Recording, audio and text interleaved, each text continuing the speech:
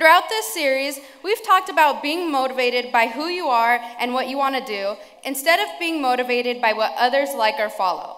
We also talked about your aspirations, your dreams, taking a look at where you are and where you want to be. And last week, we talked about having determination to pursue your dreams and not being stopped by the roadblocks.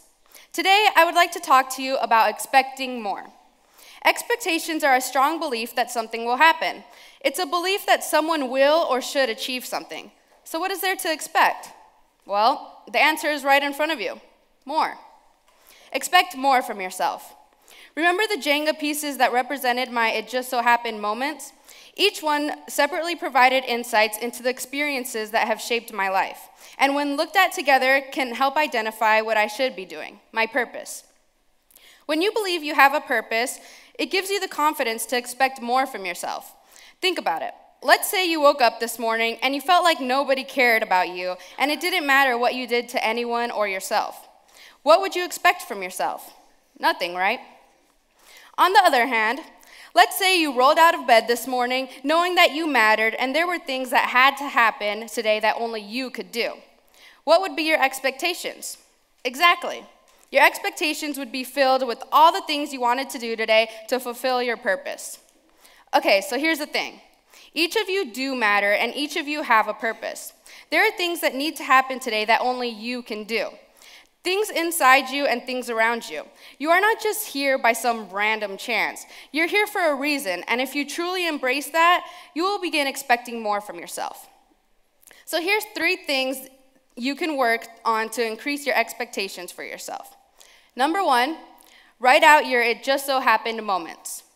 Number 2, be positive about your life and surround yourself with positive people. And number 3, base your expectations on your purpose and dreams.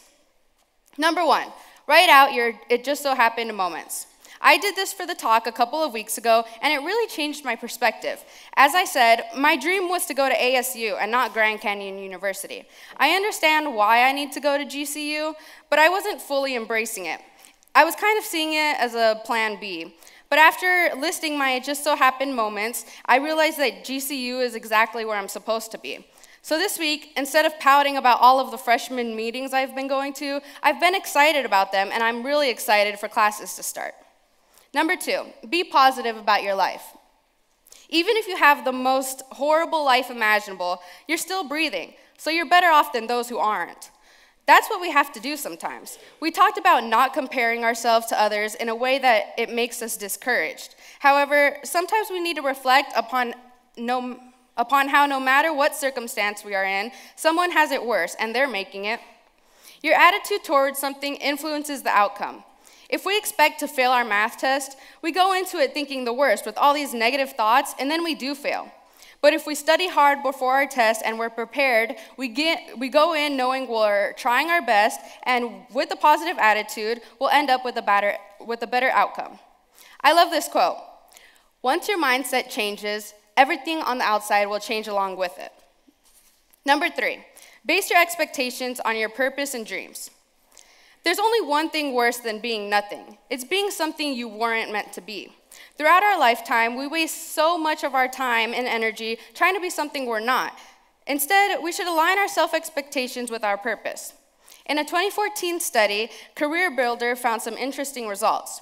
49% of college graduates had a job that wasn't related to their major, and 51% of employed college graduates were in jobs that did not require a college degree.